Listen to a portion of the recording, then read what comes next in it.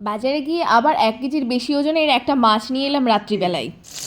আমার বর এখানে এই যে গরম গরম তেলে রুই মাছ ভাজছে।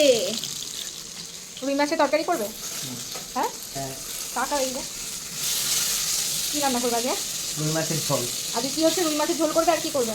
রুই মাছের ঝোল আর ধনে পাতা বাটা। রুই মাছের ঝোল আর এই যে ধনিয়া পাতা বাটা। তো এই যে এখানে একাটি নিয়েছি, এটা কম পড়ে গেছে বলে এর সাথে আরও এই যে নেওয়া হয়েছে অল্প একটু। এটা 5 টাকা ধনে পাতা, কেউ বলবে? এখনকার নতুন আলু পেয়েছি, নতুন আলু দিয়ে ঝোল করব। আর এখানে কিছু সবজি বাজার করা হয়েছে। মাছটা ভাজা হয়ে গেছে আর আমি এদিকে সবজিগুলো ছোট ছোট করে কেটে নিয়েছি যাতে তাড়াতাড়ি রান্নাটা হয়ে যায়। আর এটা ছিল আমাদের দুপুরের রান্নার তরকারি। আর ও মাছটা ভেজেই কিন্তু উঠে গেছে, ভেবো না কিন্তু আমাকে রান্না করে দিয়েছে।